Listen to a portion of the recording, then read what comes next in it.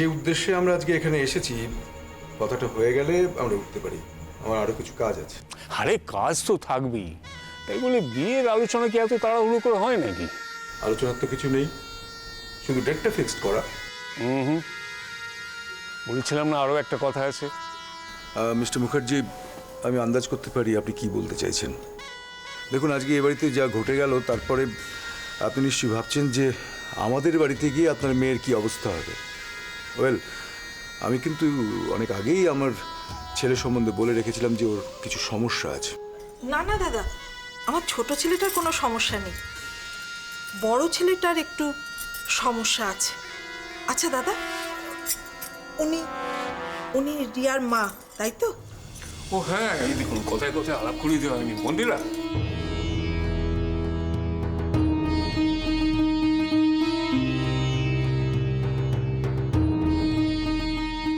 কিছু কিছু মনে করবেন না।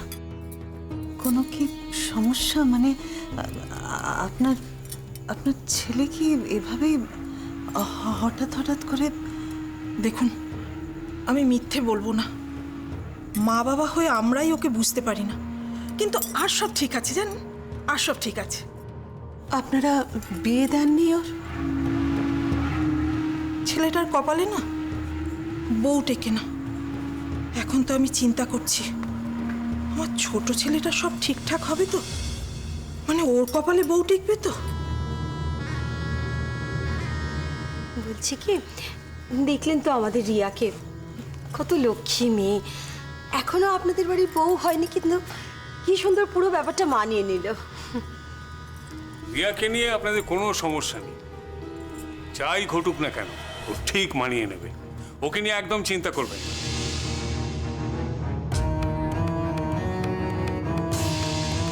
কি কেমন দেখলে আমাদের বাড়ি? এখন দেখছি, দেখা হয়নি। ঠিক আছে। সব অ্যান্টিক, একটাও ঝুটো জিনিস নেই এখানে। একটু জল পাওয়া যাবে? হ্যাঁ নিশ্চয়ই। এই প্রিয়া, সম্রাটকে জল দেও, জল চাইছি।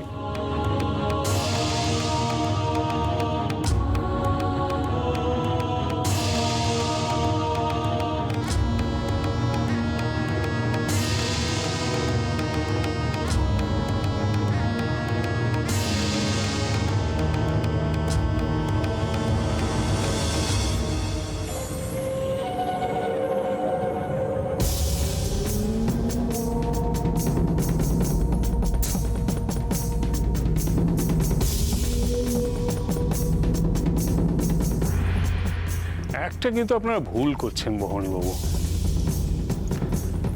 বড় ছেলে থাকতে ছোটর বিয়ে দেওয়ার জন্য এত ব্যস্ত হয়ে পড়লেন কেন? কি আশ্চর্য, বিয়েটা তো আমি দেব বলে ভাবিনি, আপনি জোর করলেন তাই। না না, এটা ঠিক করেননি। আপনার তখন বলা উচিত ছিল যে আপনার আরেকটি ছেলে আছে। কি বলবো দাদা, দেখলেন তো আমার বড় ছেলেটার মেজাজটা কি রকম। আমি এই সব কিছু বন্ধ করতে পারি, কিন্তু একটা শর্তে। তোমাকে আর দুর্গাকে আমাকে ছুঁয়ে কথা দিতে হবে, এর সাথে তোমরা কোনো যোগাযোগ আর রাখবে না। শোনো, আমরা এখনো তোমার মতন এতটা পাথর হয়ে যায়নি। তোমাকে ছুঁয়ে আমি এত বড় কথাটা। এটাই আমার শেষ কথা তোমাকে। দাদা ভাই, পুতুলটা না দিয়ে এসেছি। একেবারে বজরংবলী আন্টির হাতে দিয়েছো তো? না, আমরা তো দরজা দিয়ে গড়িয়ে দিয়েছি, ঘরে তো ঠাম্মু ছিল তাই ঢুকতে পারিনি। মা ঘরে ছিল? এ বাবা, এটা যদি মার হাতে পড়ে তাহলে তো মুশকিল। ওনার কোনো সর্দারজির সাথে পরিচয় ছিল? সর্দারজি? না। ঠিক আছে, আমি তাও বলবো আপনারা একটু ঠান্ডা মাথায় ভাবুন। আসলে আমার জানাটা খুব দরকার। আমি তাহলে আসি, কিছু মনে পড়লে আমাকে অবশ্যই জানাবেন। আচ্ছা।